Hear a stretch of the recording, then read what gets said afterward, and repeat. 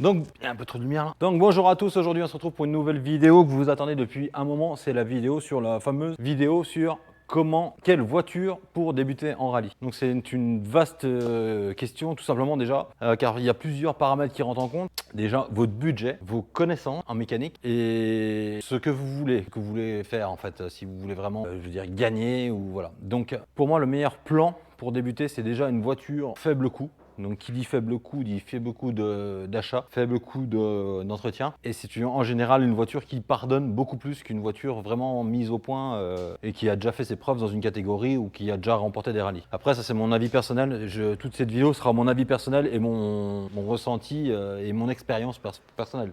Donc forcément il y en a qui seront pour, il y en a qui seront contre. Voilà. Donc pour ma part, en fait, il faudrait mieux s'orienter vers suivant vos connaissances mécaniques, soit par exemple vous êtes apprenti mécano, vous avez de très bonnes connaissances, de très bonnes bases ou une bonne pote de potes qui connaissent tous. Là, vous pouvez monter une voiture. Alors moi, personnellement, je conseille toujours de monter une petite voiture par soi-même, tout simplement car comme ça vous avez la base. Vous savez la base c'est une voiture de tous les jours et vous allez la faire évoluer au fur et à mesure. Donc le minimum pour pouvoir rouler, à savoir en groupe N, pour rouler pour que la voiture soit homologuée, il faut un arceau, baquet, harnais, extincteur, coupe-circuit, film anti-déflagration sur les vitres et point barre. Donc après tout le reste c'est tout du bénéf. Hein. Vous pouvez rouler avec des pneus de série, vous pouvez rouler avec des amortisseurs de série, vous pouvez rouler avec voilà. Donc après c'est que de la mise au point. Donc pour moi je conseille toujours de commencer par une petite N1 ou maintenant une N2S, quoique la N2S est devenue vraiment chère, mais la N1 c'est vraiment l'école de tous les pilotes et c'est vraiment pour moi la meilleure école. À savoir que moi perso je conseillerais toujours une petite N1 qui va évoluer en même temps que vous, parce que pour un budget je me rappelle à l'époque j'ai un client du bar qui en avait acheté une 3500 € et il l'a fait évoluer en même temps qu'il a évolué lui en pilotage. À savoir que moi la mienne je l'ai acheté, mon AX verte, vous avez vu les vidéos, je l'ai acheté accidenté, je l'ai remonté moi-même et je l'ai fait évoluer au fur et à mesure déjà de mon portefeuille. Hein, ça a un coût, et au fur et à mesure de mon expérience, qui fait que tous les ans, je dois apporter une évolution pour la faire évoluer. Pour moi, je pense que c'est la bonne solution et c'est la bonne école pour apprendre la mise au point d'une voiture. Moi, je sais que par rapport à 100 grammes près dans un pneu, je savais qu'il manquait 100 grammes ou pas. À savoir que le premier rallye que j'ai fait avec mon AX GTI, j'avais moteur, boîte d'origine, amortisseur, c'était des Bilstein avec ressort d'origine, donc ressort d'origine de hauteur. Sur cette AX, en fait, il y avait baquet, harnais, extincteur, une ligne d'échappement, un protège-carter. Donc voilà, il n'y avait rien de compliqué. Et j'avais fait la montagne bourbonnaise, on était 22 au départ et j'ai fini 3 ou 4e de classe, je sais. Donc comme quoi, tout est possible d'y mettre un peu du sien et pas toujours dire que ça vient de la voiture. Souvent entre le siège et le volant que ça se passe, mais à vie personne. Donc voilà, pour un petit budget de 3-4 000 €, vous pouvez trouver une petite N1 et la faire évoluer. Franchement, il n'y a rien de compliqué. Alors il y en a plus d'un qui m'ont déjà posé la question, qu'est-ce que tu penses si par exemple tu pars sur une N1, une Maxi N1 qui est déjà montée, qui a déjà fait des rallyes? Ben pour moi, que ce soit une Maxi N1, une Maxi N2, parce que pour commencer, une N1, une N2, donc N1 c'est moteur de maximum 1400 cm3, N2 c'est maximum 1600 cm3. Et le groupe N en fait c'est qui détermine à peu près, je vais rester assez vaste pour que les gens comprennent. Groupe N c'est ce qui reste le plus proche de la voiture de série en compétition. Groupe A c'est plus évolué et en fait pour faire évoluer ta voiture il faudra forcément des pièces homologuées sur la fiche d'homologation, donc c'est des pièces qui coûtent horriblement cher. À savoir que des étriers pour une 106 en groupe A, 2 étriers avant, ça va être 1500 €, des AP Racing qui sont sur la fiche. Par exemple, si tu veux rouler en F2000 comme moi je vais faire avec celle-là, des étriers équivalents, tu vas les payer 500 € dans une autre marque, que ce soit du Brembo ou de ce que tu veux, tu les paieras moins cher. Donc en fait, pour rester dans un coût raisonnable pour débuter, moi je conseille toujours la N1 ou la N2, des mini N1 ou des mini N2, entre guillemets mini. Mais moi je conseillerais toujours une voiture qui est bonne à faire évoluer, donc que tu achètes, qui n'a pas trop évolué,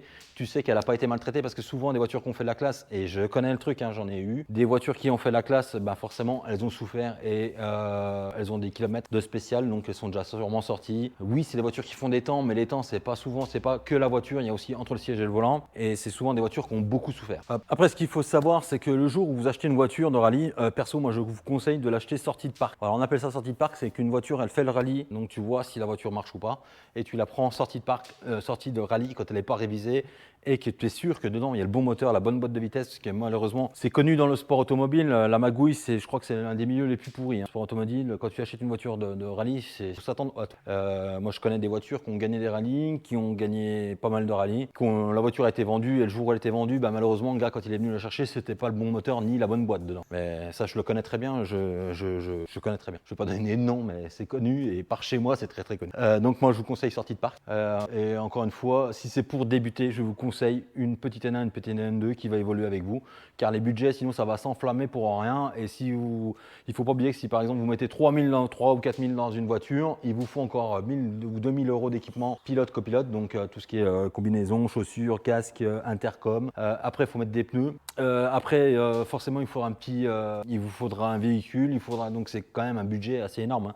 Quand on commence, ne pas tout mettre parce que je connais beaucoup de gens qui avaient un budget de 10 000 euros, ils ont mis 10 000 ou 9 000 euros dans la voiture. Après, il faut acheter faut trouver une remorque, il faut trouver des pneus, il faut 2-3 fois, des fois il faut changer les baquets parce qu'ils sont pas bons ou parce qu'ils te conviennent pas. Moi je sais que j'aime bien rouler avec des baquets qui me viennent bien à hauteur des cuisses pour être bien tenu en latéral et ainsi de suite. Donc pour moi, faut pas mettre tout le pognon dans la voiture, garder une marge d'erreur. Faut pas oublier que malheureusement, il y a des fois premier rallye tu te sors. Donc vous l'aurez bien compris, en fait moi je vous orienterai plutôt vers une petite voiture N1, N2 déjà montée pour ceux qui connaissent pas. Après, si vous réellement pour débuter et que vous êtes un peu mécano, vous touchez un peu tout, un truc qui est peut-être sympa, c'est ce que je suis en train de faire avec la 106 ou la 206, c'est de monter une F2000.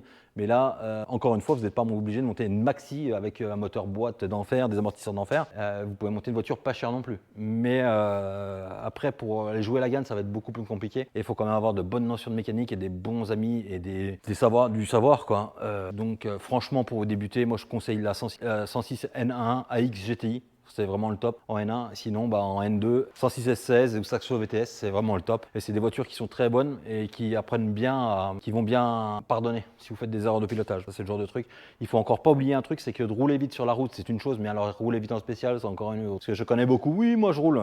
Puis quand tu commence à attaquer 2-3 virages réellement avec des bons appuis et des vrais freinages, il n'y a plus personne. Donc c'est pour ça qu'il ne faut pas oublier que rouler vite sur la route ou rouler vite en spécial, c'est vraiment pas du tout la même chose et c'est pas à la portée de tout le monde. Donc on a fait le tour. Hein. Moi franchement ce que je vous conseille, je le redis, c'est une AX GTI. Moi c'est le summum, c'est vraiment ce qui se fait de mieux, ou 106 XSI, le 1400 quoi. La 106 Rally pour moi j'en ai une, c'est pas terrible. J'en étais très déçu.